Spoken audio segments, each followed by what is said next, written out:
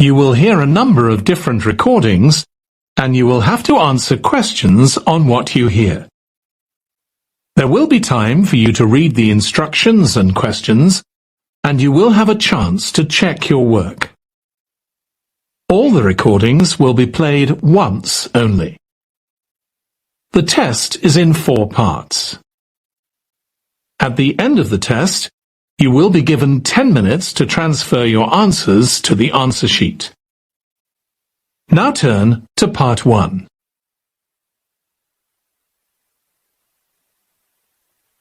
Part 1. You will hear a woman phoning a friend to get information about a job agency. First, you have some time to look at questions 1 to 5.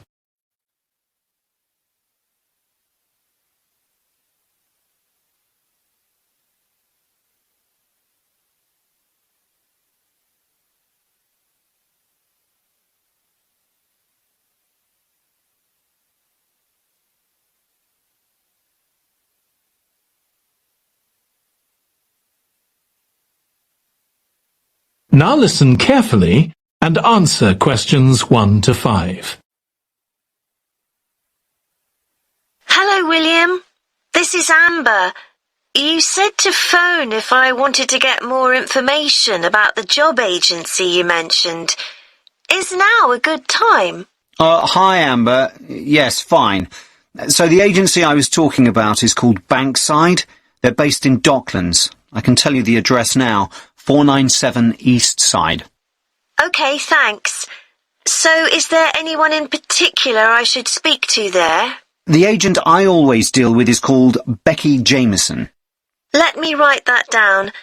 Becky Jameson. Jameson.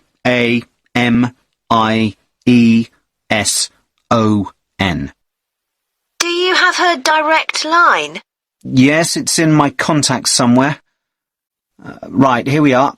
07866 510 333. I wouldn't call her until the afternoon if I were you.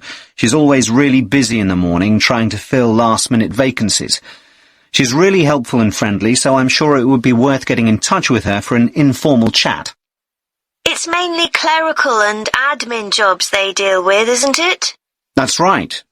I know you're hoping to find a full-time job in the media eventually, but Becky mostly recruits temporary staff for the finance sector, which will look good on your CV, and generally pays better too. Yeah, I'm just a bit worried because I don't have much office experience. I wouldn't worry. They'll probably start you as a receptionist or something like that. So what's important for that kind of job isn't so much having business skills or knowing lots of different computer systems, it's communication that really matters, so you'd be fine there. And you'll pick up office skills really quickly on the job. It's not that complicated. OK, good. So how long do people generally need temporary staff for? It would be great if I could get something lasting at least a month. That shouldn't be too difficult. But you're more likely to be offered something for a week at first, which might get extended. It's unusual to be sent somewhere for just a day or two. Right. I've heard the pay isn't too bad. Better than working in a shop or a restaurant. Oh, yes, definitely. The hourly rate is about £10, 11 if you're lucky. That's pretty good. I was only expecting to get £8 or £9 an hour. Before you hear the rest of the conversation, you have some time to look at questions 6 to 10.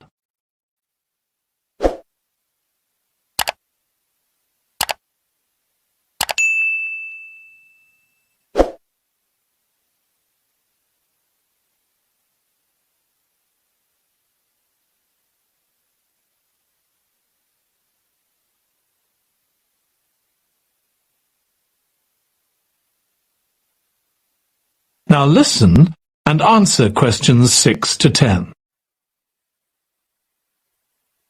Do you want me to tell you anything about the registration process? Yes, please. I know you have to have an interview.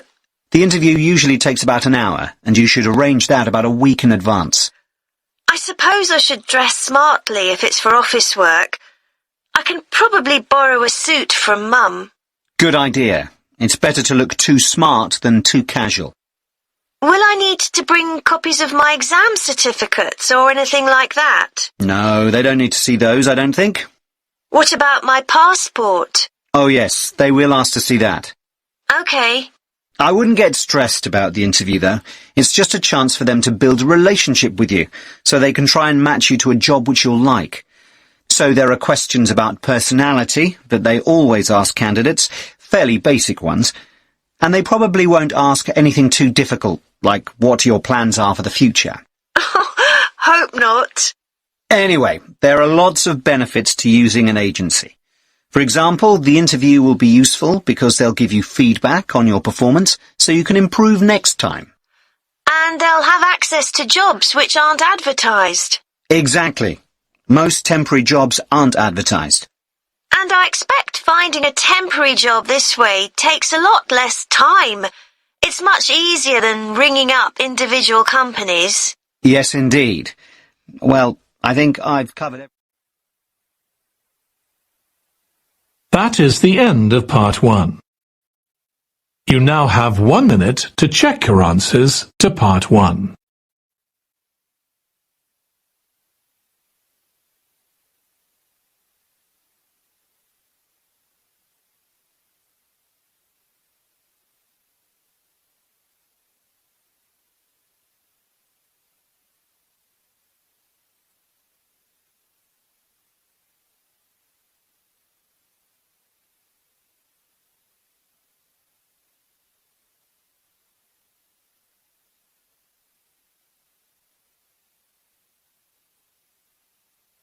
Part 2.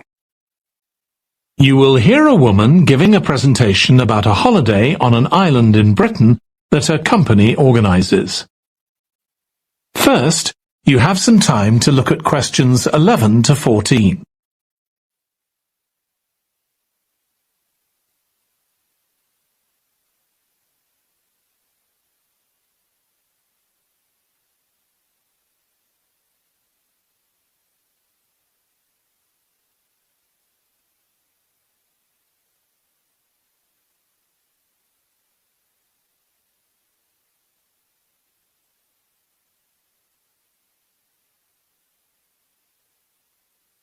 Now listen carefully and answer questions 11 to 14. Good morning. My name's Erica Matthews, and I'm the owner of Matthews Island Holidays, a company set up by my parents. Thank you for coming to this presentation, in which I hope to interest you in what we have to offer. We're a small family-run company, and we believe in the importance of the personal touch. So we don't aim to compete with other companies on the number of customers. What we do is build on our many years' experience, more than almost any other rail holiday company, to ensure we provide perfect holidays in a small number of destinations, which we've got to know extremely well. I'll start with our 6-day Isle of Man holiday. This is a fascinating island in the Irish Sea, with Wales to the south, England to the east, Scotland to the north, and Northern Ireland to the west. Our holiday starts in Heysham, where your tour manager will meet you, then you'll travel by ferry to the Isle of Man. Some people prefer to fly from Luton instead, and another popular option is to go by train to Liverpool and take a ferry from there. You have 5 nights in the hotel, and the price covers 5 breakfasts and dinners, and lunch on the 3 days when there are organised trips. Day 4 is free, and most people have lunch in a cafe or restaurant in Douglas. The price of the holiday includes the ferry to the Isle of Man, all travel on the island, the hotel, and the meals I've mentioned. Incidentally, we try to make booking our holidays as simple and fair as possible, so unlike with many companies, the price is the same whether you book 6 months in advance or at the last minute, and there's no supplement for single rooms in hotels. If you make a booking, then need to change the start date, for example because of illness, you're welcome to change to an alternative date or a different tour for a small administrative fee. Before you hear the rest of the talk, You have some time to look at questions 15 to 20.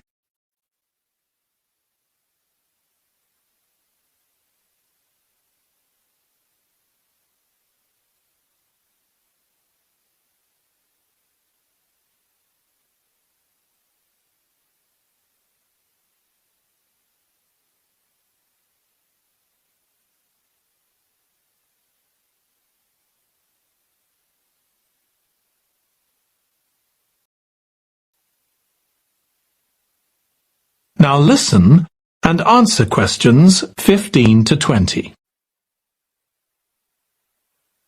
Okay, so what does the holiday consist of? Well, on day 1, you'll arrive in time for a short introduction by your tour manager, followed by dinner in the hotel. The dining room looks out at the river, close to where it flows into the harbour, and there's usually plenty of activity going on. On day 2, you'll take the coach to the small town of Peel, on the way calling in at the Tynwald exhibition. The Isle of Man isn't part of the United Kingdom, and it has its own parliament called Tynwald. It's claimed that this is the world's oldest parliament that's still functioning, and that it dates back to 979. However, the earliest surviving reference to it is from 1422, so perhaps it isn't quite as old as it claims. Day 3, we have a trip to the mountain Snaefell. This begins with a leisurely ride along the promenade in Douglas in a horse-drawn tram. Then you board an electric train which takes you to the fishing village of Laxey. From there, it's an 8-kilometre ride in the Snaefell Mountain Railway to the top. Lunch will be in the cafe, giving you spectacular views of the island. Day 4 is free for you to explore, using the pass which we'll give you. So you won't have to pay for travel on local transport or for entrance to the island's heritage sites. Or you might just want to take it easy in Douglas and perhaps do a little light shopping. The last full day, day 5, is for some people the highlight of the holiday, with a ride on the steam railway from Douglas to Port Erin. After some time to explore, a coach will take you to the headland that overlooks the Calf of Man, a small island just off the coast. From there, you continue to Castletown, which used to be the capital of the Isle of Man and its medieval castle. And on day 6, it's back to the ferry, or the airport if you flew to the island, and time to go home. Now, I'd like to tell you a bit more. That is the end of part 2. You now have 30 seconds to check your answers to part 2.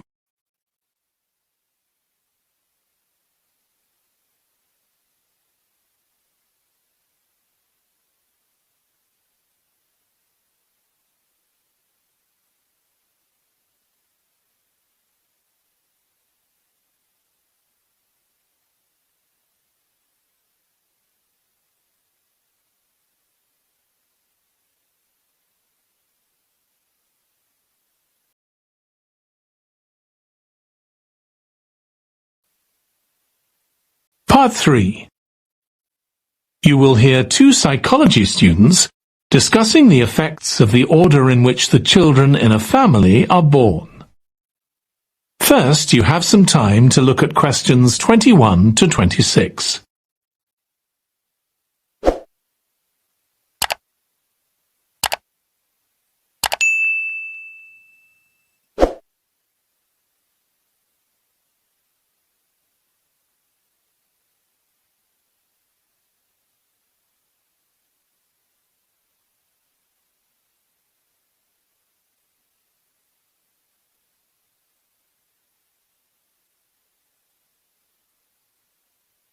Now listen carefully and answer questions 21 to 26. Ed, how are you getting on with the reading for our presentation next week? Well, okay, Ruth, but there's so much of it. I know. I hadn't realised birth order was such a popular area of research. but the stuff on birth order and personality is mostly unreliable. From what I've been reading, a lot of the claims about how your position in the family determines certain personality traits are just stereotypes, with no robust evidence to support them. Okay, but that's an interesting point. We could start by outlining what previous research has shown. There are studies going back over 100 years. Yeah, so we could just run through some of the typical traits. Like the consensus seems to be that oldest children are generally less well-adjusted, because they never get over the arrival of a younger sibling. Right, but on a positive note, some studies claim that they were thought to be good at nurturing. Certainly in the past, when people had large families, they would have been expected to look after the younger ones. There isn't such a clear picture for middle children, but one trait that a lot of the studies mention is that they are easier to get on with than older or younger siblings. Generally eager to please and helpful, although that's certainly not accurate as far as my family goes. My middle brother was a nightmare, always causing fights and envious of whatever I had. As I said, none of this seems to relate to my own experience. I'm the youngest in my family, and I don't recognize myself in any of the studies I've read about. I'm supposed to have been a sociable and confident child who made friends easily, but I was actually terribly shy. Really? That's funny. There have been hundreds of studies on twins, but mostly about nurture versus nature. There was one on personality which said that a twin is likely to be quite shy in social situations, because they always have their twin around to depend on for support. My cousins were like that when they were small. They were only interested in each other and found it hard to engage with other kids. They're fine now, though. Only children have had a really bad press. A lot of studies have branded them as loners who think the world revolves around them because they've never had to fight for their parents' attention. That does seem a bit harsh. One category I hadn't considered before was children with much older siblings. A couple of studies mentioned that these children grow up more quickly and are expected to do basic things for themselves, like getting dressed. I can see how that might be true, although I expect they're sometimes the exact opposite, playing the baby role and clamouring for special treatment. Before you hear the rest of the discussion, you have some time to look at questions 27 to 30.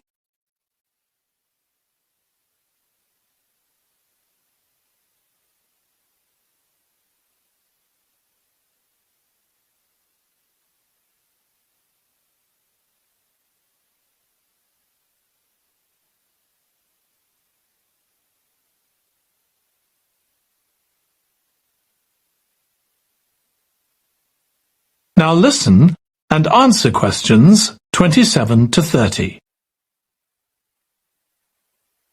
What was the problem with most of these studies, do you think? I think it was because, in a lot of cases, data was collected from only one sibling per family, who rated him or herself and his or her siblings at the same time. Some of the old research into the relationship between birth order and academic achievement has been proved to be accurate, though. Performances in intelligence tests declined slightly from the eldest child to his or her younger siblings. This has been proved in lots of recent studies. Yes, although what many of them didn't take into consideration was family size. The more siblings there are, the likelier the family is to have a low socio-economic status, which can also account for differences between siblings in academic performance. The oldest boy might be given more opportunities than his younger sisters, for example. Exactly. But the main reason for the marginally higher academic performance of oldest children is quite surprising, I think. It's not only that they benefit intellectually from extra attention at a young age, which is what I would have expected. It's that they benefit from being teachers for their younger siblings by verbalizing processes. Right. And this gives them status and confidence, which again contributes in a small way to better performance. So, would you say sibling rivalry has been a useful thing for you? I think so. My younger brother was incredibly annoying, and we fought a lot. But I think this has made me a stronger person. I know how to defend myself. We had some terrible arguments, and I would have died rather than apologise to him. But we had to put up with each other, and most of the time we coexisted amicably enough. Yes, my situation was pretty similar. But I don't think having two older brothers made me any less selfish. I was never prepared to let my brothers use any of my stuff. That's perfectly normal, whereas sometimes... That is the end of part 3. You now have 30 seconds to check your answers to part 3.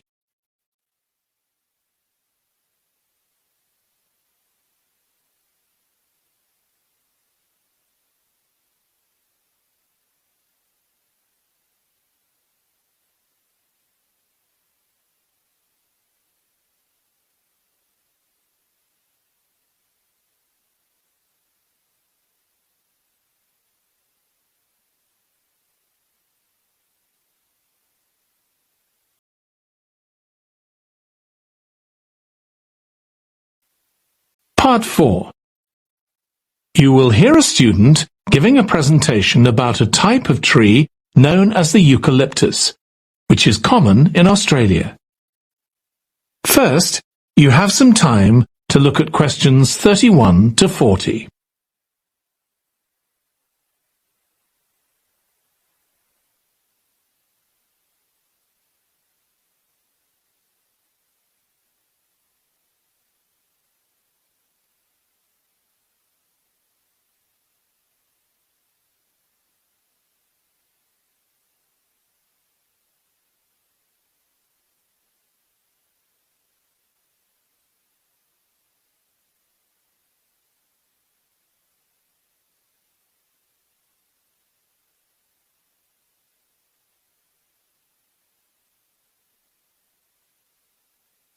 Now listen carefully and answer questions 31 to 40. Today, I'm going to talk about the eucalyptus tree. This is a very common tree here in Australia, where it's also sometimes called the gum tree. First, I'm going to talk about why it's important. Then I'm going to describe some problems it faces at present. Right. Well, the eucalyptus tree is an important tree for lots of reasons. For example, it gives shelter to creatures like birds and bats, and these and other species also depend on it for food, particularly the nectar from its flowers. So it supports biodiversity. It's useful to us humans too, because we can kill germs with a disinfectant made from oil extracted from eucalyptus leaves. The eucalyptus grows all over Australia, and the trees can live for up to 400 years. So it's alarming that all across the country, numbers of eucalyptus are falling because the trees are dying off prematurely. So, what are the reasons for this? One possible reason is disease.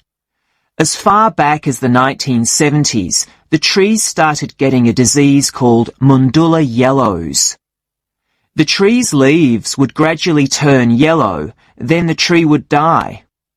It wasn't until 2004 that they found the cause of the problem was lime, or calcium hydroxide, to give it its proper chemical name, which was being used in the construction of roads.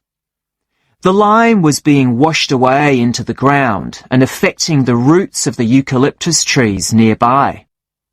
What it was doing was preventing the trees from sucking up the iron they needed for healthy growth.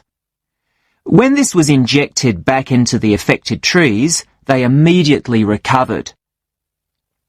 But this problem only affected a relatively small number of trees.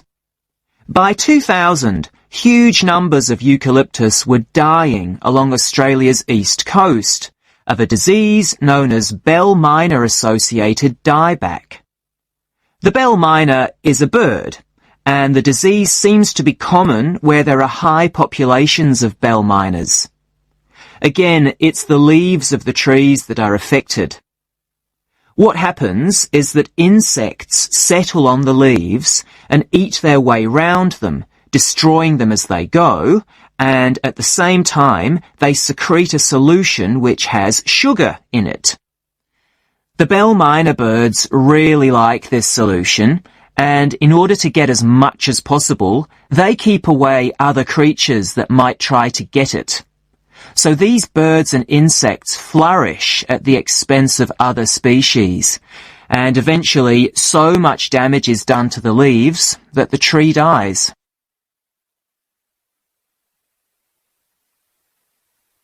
But experts say that trees can start looking sick before any sign of bell miner-associated dieback. So it looks as if the problem might have another explanation. One possibility is that it's to do with the huge bushfires that we have in Australia. A theory proposed over 40 years ago by ecologist William Jackson is that the frequency of bushfires in a particular region affects the type of vegetation that grows there. If there are very frequent bushfires in a region, this encourages grass to grow afterwards, while if the bushfires are rather less frequent, this results in the growth of eucalyptus forests. So, why is this? Why do fairly frequent bushfires actually support the growth of eucalyptus? Well, one reason is that the fire stops the growth of other species which would consume water needed by eucalyptus trees. And there's another reason. If these other quick-growing species of bushes and plants are allowed to proliferate, they harm the eucalyptus in another way by affecting the composition of the soil and removing nutrients from it. So some bushfires are actually essential for the eucalyptus to survive as long as they are not too frequent. In fact, there's evidence that Australia's Indigenous people practiced regular burning of bushland for thousands of years before the arrival of the Europeans. But since Europeans arrived on the continent, the number of bushfires has been strictly controlled. Now, scientists believe that this reduced frequency of bushfires to low levels has led to what's known as dry rainforest, which seems an odd name as usually we associate tropical rainforest with wet conditions. And what's special about this type of rainforest? Well, unlike tropical rainforest, which is a rich ecosystem, this type of ecosystem is usually a simple one. It has very thick, dense vegetation, but not much variety of species. The vegetation provides lots of shade, so one species that does find it ideal is the bell miner bird, which builds its nests in the undergrowth there. But again, that's not helpful for the eucalyptus tree. That is the end of part 4. You now have 1 minute to check your answers to part 4.